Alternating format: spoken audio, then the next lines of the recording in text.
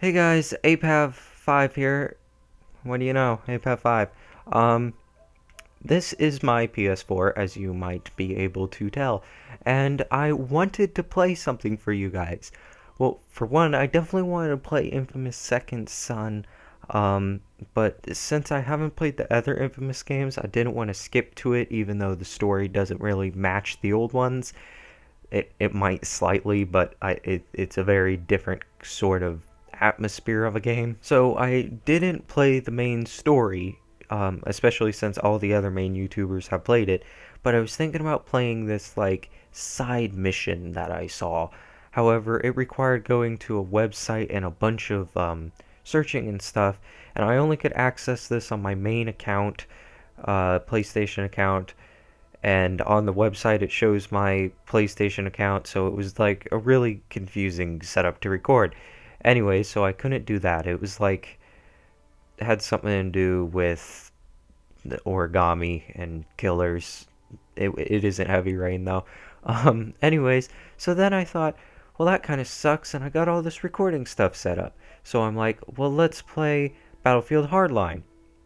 That requires me to create an EA account, even though I'm pretty sure on my other PlayStation Network account I didn't have to do that. But anyways, I couldn't play this online because it required an EA account and I didn't want to set it up, and I'm really tired of EA making us pay or sign up for random crap to just play the freaking game, such as not being able to have a private match without buying or renting your own server from them for like $60 every year. Um, Dang it, EA. Anyways, so then I thought, well, let's play Uncharted 4. And Uncharted 4 being a PlayStation classic, it obviously needs an update. When I tried that, though, I then learned that my PlayStation 4 needed an update, um, which you can see going up there. Well, right now it's talking about Infamous Second Son, but it was talking about how I installed the update. Um, then I tried to play Uncharted 4, and it wanted me to download an update, and it said I'm out of storage space. Okay, so then I go over to my storage space and look at all the like applications. Like the PS4 has 400 gigabytes of storage in it, but you have to install the games because a disk drive that would have read the discs in real time would have been too expensive apparently. But this is another complaint. This isn't a PlayStation complaint because there isn't really much they could have done with this, and I believe the new PS4s are hopefully going to have more storage on them. But my main complaint has a little. This is a little bit of a rant about games. So you might remember there were some really big iPod Touch games that came out in like 2012.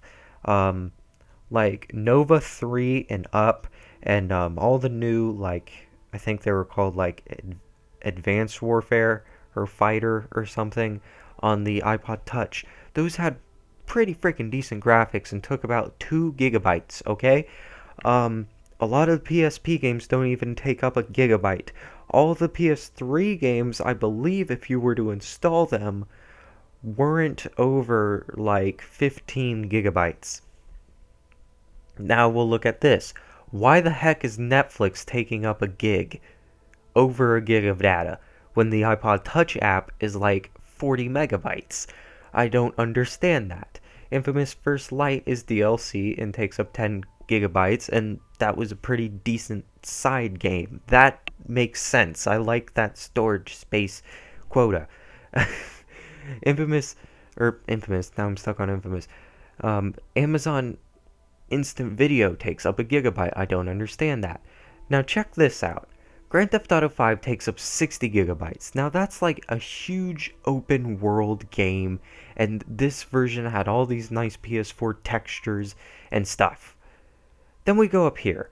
Fallout 4, 35 gigabytes. Now that gives you like a whole entire city of monsters and destruction to play in. 35 gigabytes. Then we go up to a first person shooter that is not open in the slightest and has been the same for many years in its we'll call it quality, except now it's slightly more colorful and you can double jump. And the story is horrible and the culture of the game is horrible. Anyways, putting that aside, Call of Duty, 60 gigabytes. Why does Call of Duty take up more data than Fallout 4? I would like to know that, because that is freaking ridiculous. Nearly like 1/5 of my PS4's storage space is taken up by that game, which I basically only play 5 online maps with. Which, by the way, every time I install an update, that thing sucks up so much data, and they keep making me install updates for DLC that I can't own until I purchase it. That makes me angry. Um, then Rocket League, 6 gigabytes. So Rocket League, um, even though I think that's an alright amount of data for a small PS4 indie game, No Man's Sky somehow managed to find a way to render this massive universe with only taking up 5 gigabytes of your storage. Like, think about how massive No Man's Sky is supposed to be. 5 gigabytes of storage. That's me installing Netflix 5 times, apparently. Um, The Last of Us Remastered is 44 gigabytes. Again, The Last of Us, one of the most prettiest frickin' PS3 games of all time, and has a really long storyline and an online mode with multiple maps. 44 gigabytes. Basically the same thing, only with worse gameplay and a freaking bipolar storyline. Call of Duty, Black Ops 3, 60 gigabytes. I will never understand this. Um, and then the rest is pretty much the same. Battlefield Hardline, which is a bigger version of Call of Duty in my brain, is only 50 gigabytes, so I still don't understand why Call of Duty takes up so much storage, especially since Uncharted 4 is 56 gigabytes, and that game has so much detail in it. Anyways, this was mainly just me ranting about how stupid these games take up so much storage space, and also I can't record anything, so I thought I might as well record this rant because I can't record that because it needs an update. I can't record that because I need to play an account. I can't record this because it requires me to use my laptop and record that simultaneously while also having to block out my username. So, yeah, I'm stuck. I set up all my recording gear to play my PS4, and I thought, well, maybe I should record something. And every time I put something in, nothing worked. And I'm like, well, I set up this really confusing process. I might as well record it. Hopefully, my audio recorder isn't recording in mono, which I think it is, because for some reason, my capture card is not recording all of my audio. So I'm probably going to have to buy a new capture card. The joys of recording. So this was a rant. Me sort of pissed off at life right now. I really have nothing to do. I guess I could go ahead and play Tricky Towers and just say I won't play it with Death Games. The same thing with The Last of Us, but I shouldn't be limited to being able to play 2 games on the freaking PS4.